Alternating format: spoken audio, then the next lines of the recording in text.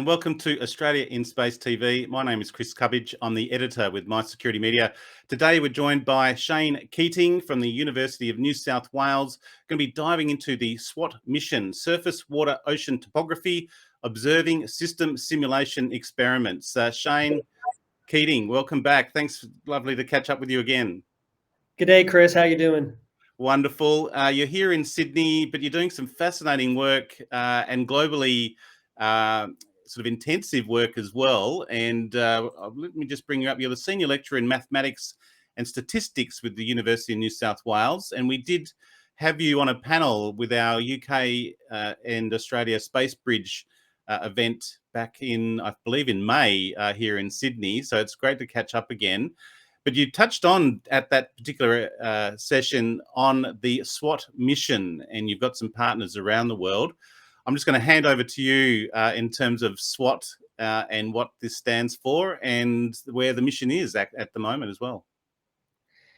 Yeah, thanks, Chris. So the SWOT mission, the Surface Water Ocean Topography mission, it's a joint mission between the United States and France with contributions from many countries around the world, including Australia. And this is really a groundbreaking mission, a kind of a game changer for how we view our ocean. It's a type of instrument called a radar altimeter. And what that means is it basically measures the height of the surface of the ocean with enormous accuracy and very high resolution, much higher resolution than we've been able to do before. Now, why that matters is it's going to dramatically change the way that we measure ocean currents, because ocean currents are intimately linked to the height of the surface of the ocean. In the same way that, if you take a glass of water and swirl it around, you can see that it forms this kind of parabolic pattern because of the currents involved. Same thing happens in the ocean. Now, why does that matter? Well, ocean currents tell us lots of important things about the climate, about how pollution is distributed throughout the oceans, but it also is really important for ship route planning, for search and rescue, for spill management, and that kind of thing. Right. Is it using computer vision? How is it doing the measurements? Is it a mixture of sort of radio frequency, or how are the measurements being taken? So it's a type of radar, and it measures heights by basically timing. So it bounces a signal off the surface of the ocean. This is bounced back, and from the timing difference, you can figure out how far it's traveled, and from that you can work out how high the ocean is at that point. It's kind of a strange thing to think about. When we look at the ocean, we sort of think of it as this big flat thing with a couple of waves on top. But in fact, the ocean varies by meters or more over very large distances. So for example, if you think about the east coast of Australia, there's a strong current, the East Australian current, that is associated with a piling up of water along the east coast of Australia. Likewise, in other parts of the ocean, it's sort of below sea level, if you like, below what we would expect if there was no motion. And the data sets, how would you match those, and how are they visualized as well? Is it just purely sort of a radar data set, and then you sort of match that with other data sets? How useful, you talked about a range of applications, but do you then add it to other data sets to create modeling? Is that the process here? That's a great question. And indeed, it's one of the challenges of this new type of instrument, because we're dealing with so much more data with this instrument, with this mission. It's going to be challenging to make use of all of that. So I'm working with the Bureau of Meteorology here in Australia to combine the observations that are coming from the SWOT satellite with their state-of-the-art ocean models. And by combining those things together, we can make some sort of guess or estimate of what the true state of the ocean is, what the ocean is actually doing at any one moment in time. So you really have to put together this novel, high-resolution data set with the world's best ocean and climate models in order to be able to make sense of this data. And that's what an ocean simulation system experiment is all about. So and that's part of, this is part of the, what they're calling the OSSE, are they? The Observing System Simulation Experiments. This is not just one, but a range of them. And is this to test the models that we're creating? Probably, I would assume things like our climate models and our predictions, and then seeing how accurate they are. Is that the ultimate purpose? And or then to train this as a bit of a machine learning sort of algorithm to sort of then predict what it's observing? Yeah, I mean, the technique that's used by, for example, ocean forecasts, or even just numerical weather prediction, your daily weather forecast, is a process called data assimilation, which is a term that means basically putting together observations and a model to make a prediction about what's going to happen in the future. In many ways, that's actually a type of machine learning, right? You're basically learning from observations and combining those with some preconceived idea of how the world is, to make some predictions about the future. So that's, machine learning at its essence. And data simulation, numerical weather prediction, ocean forecasting is used by agencies around the world. It's used by all of the world's main meteorological agencies, including the Bureau of Meteorology here in Australia, as well as climate forecasting agencies. And that's what these experiments are about that you mentioned. So these observing system simulation experiments are a series of campaigns, field campaigns, that are going to be going on all over the world while this satellite is traveling overhead. So we have a number of locations around Australia where different researchers and agencies are working together to make measurements of the ocean as SWOT flies overhead, and we'll be combining those measurements in situ, as we say, those measurements that we make at sea, along with those remotely sensed images from the SWOT mission and ocean models, putting those all together and trying to understand what it is exactly this groundbreaking instrument is seeing. Maybe a little bit about the satellite itself. You mentioned you're going to be launching later in the year. Who's launching it, and is it a CubeSat? Or what's the satellite, and what other payloads? Has it just got this one payload on it? So this is a fairly major launch. This is one of NASA and the French space agency CNES's sort of big Earth observing system experiments. So it's not a CubeSat. It's a major satellite. Right. It's on the order of $1 billion of investment has gone into this, and it's been developed over. Is it going to be lower Earth orbit or middle? Where is it going to be if it's a larger satellite? It's not low Earth orbit. It's sort of medium Earth orbit. Yeah. Right. Okay. So it's been in development for a decade or more. So this is a fairly major satellite. It's being launched late November, early December from Vandenberg Space Force Base in California by SpaceX. So it'll be launched on a Falcon 9 rocket. And will it only have this one payload on it? That's right. Yes, it's a dedicated. Wow. Yeah. So it's a dedicated satellite for this experiment. And where do you fit in? University of New South Wales. You're one of the leading researchers, or you are going to be looking at the data sets and then applying models to that. Where do you fit in the University of New South Wales?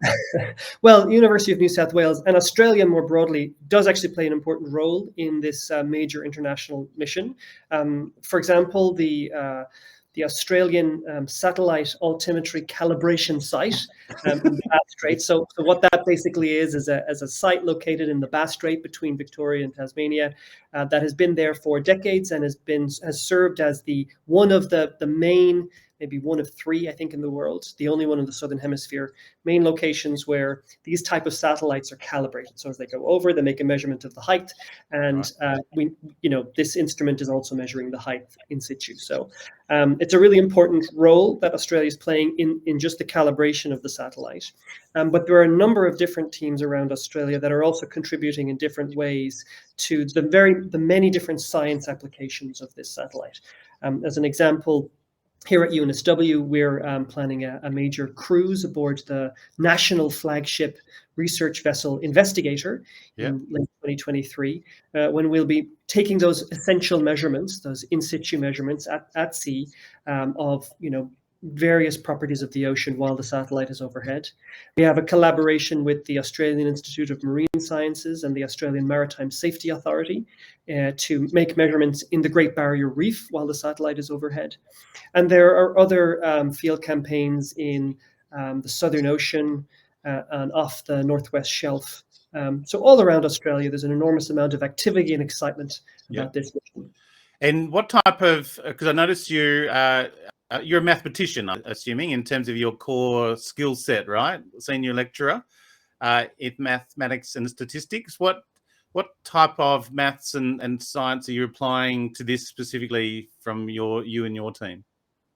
Sure. Well, I am in a school of mathematics and statistics, but don't let that put you off. I'm trained as a physicist and an astrophysicist, in fact. But my background is really in fluid dynamics, and that's what kind of stitches all of this together. So sort of studying how ocean currents move, how they interact with tides, winds, solar heating, how that is changing over time.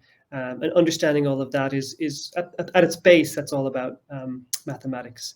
And of course, the other aspect of that is the sort of data science part of it, the machine learning or data assimilation aspect, which has got a very strong mathematical or statistical flavor. So there's lots of sophisticated maths involved, but there's also a great deal of very exciting physics. And I'm assuming you're using high performance computing in this as well. Maybe a little bit about the computing that you're using. Absolutely. So all of the numerical weather prediction models and all of the ocean forecasting models are among the most sophisticated models that we run anywhere on Earth. In fact, I would consider numerical weather prediction as the sort of unsung hero of high performance computing. And indeed, the Bureau of Meteorology runs these models on a daily or even sub-daily basis, right? So they're continuously running models again and again and again, and that goes for their ocean forecasting models as well. So there's an enormous amount of computational resources that are going towards this. At the same time, there's also the processing of all of that data, and so Australia will be playing an important role in telemetry, so we'll be downlinking some of that data, processing it here in Australia and storing it. What some of the sort of key outcomes that we would anticipate if let's say the experiments work and sort of prove our models? Is it a matter of our predictions will become much more accurate in terms of sort of weather forecasts and the like, or what are some of the real world applications that you would anticipate that will make a fundamental change? As you say, this is a large project from NASA and a lot of investment. What would be some of those real world implications for this for us, would you anticipate? Yeah, totally. Well, just to begin with, this mission is going to give us a new view of our world in different ways. So far, I've talked only about the ocean aspect of that, ocean topography, the OT of SWOT, because that's sort of my background and interest. Topography, by the way, meaning kind of the hills and valleys of the ocean. Correct. It's moving around. And so that's going to be very exciting, and it'll tell us a lot about how the ocean is changing in response to climate and other pressures. There's also the surface water bit, which I haven't even mentioned yet, but this satellite will also be measuring for the first time water on land. So far, water on land is measured from just visual imagery, and that's actually very difficult to measure how much water is there. And this satellite will provide us for the first time with a global inventory of water on land. So major rivers, lakes, reservoirs, and so forth. That doesn't matter so much for us here in Australia because we tend to know where the lakes and rivers are. But for other developing countries, it's very important to know about this because they're often quite hard to access. So those are two real world applications. In terms of how that will impact sort of, for example, Australian marine industries and so forth, it's all about the ways that this mission will improve ocean forecasts. Now, numerical weather prediction or weather forecasts or daily weather forecasts, we complain about them a lot, but actually over the past couple of decades, they've totally transformed the way that we can respond to major weather events, to emergencies, and so forth. They help people plan, they help agencies plan, they help industries plan. And in many ways, the ocean industry has been way behind on that, decades behind. It's much more difficult to forecast the ocean. This satellite is kind of the essential piece of infrastructure that we need in order to be able to kind of leap forward and be able to make reliable predictions about what ocean currents are doing. And there's so many different applications of that. For example, fisheries management, being able to understand and predict what temperatures are going to be like in a certain area. It's important for search and rescue, I mentioned before. So we have a project with the Australian Maritime Safety Authority to understand better how to design their search boxes if they're looking for someone who's fallen in the water. Of course, all of that depends on what the ocean currents are doing.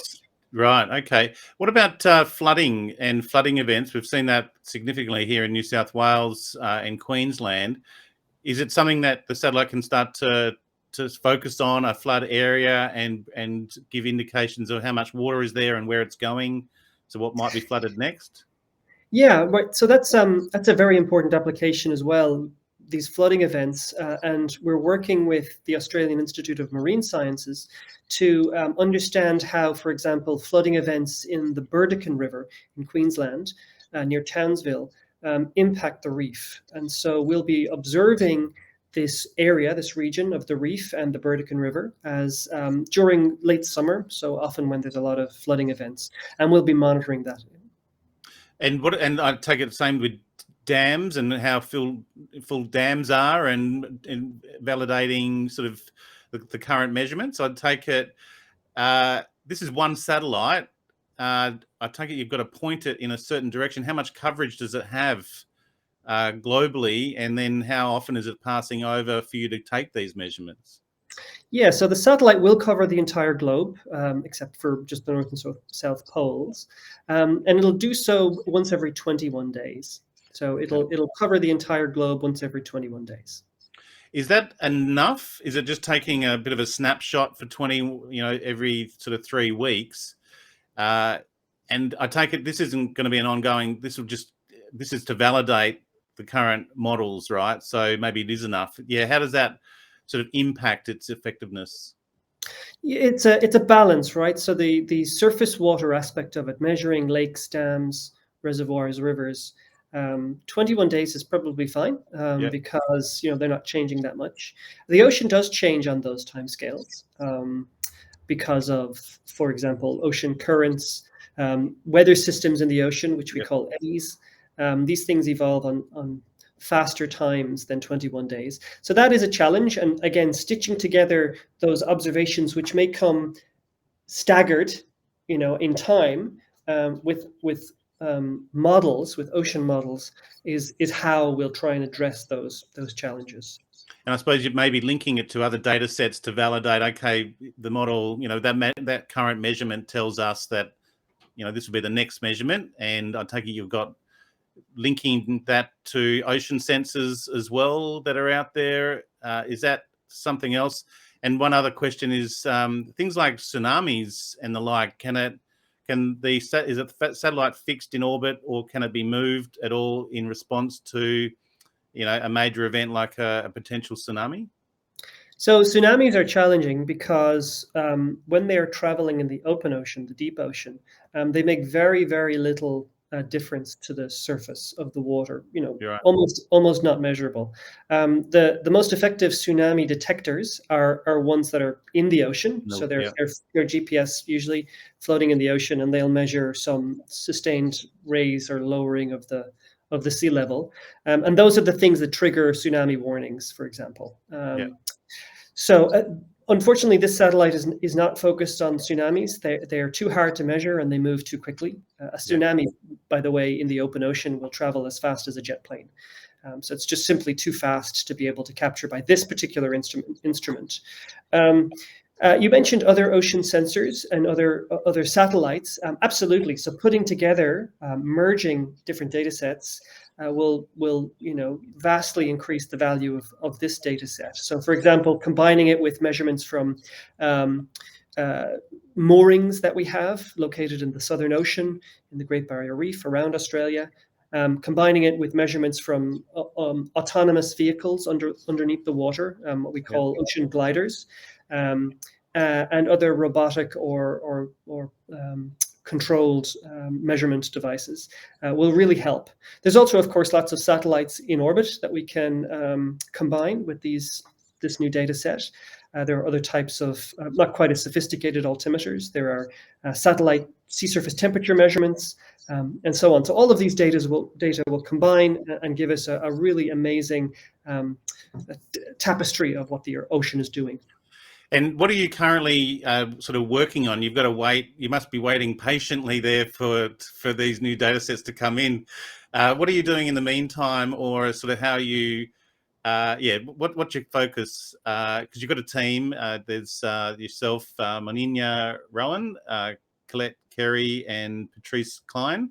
She's from the NASA Jet Propulsion Laboratory. What are you working on at the moment? Are you sort of creating new models or working on the math and how this new data set might help? Yeah, we're certainly not sitting here waiting and twiddling our thumbs. Yeah, that's right. Planning for these major Earth observation missions takes a long time, and that includes all of the on-the-ground activities that will take place next year once the satellite is up and running and beaming back information. So we are very busy, preparing feverishly for what's coming, and have been for a few years now. So I'm working. You mentioned Professor Moninya Roughan, who's here at UNSW with me. She's leading that research vessel investigator voyage planned for late 2023. That'll be a major, 24-day voyage in the Tasman Sea, studying ocean eddies while SWOT is flying, and we're doing a lot of preparatory work for that cruise. We're also preparing for a field campaign in the Great Barrier Reef. So this is in collaboration, I mentioned, with the Australian Institute of Marine Sciences.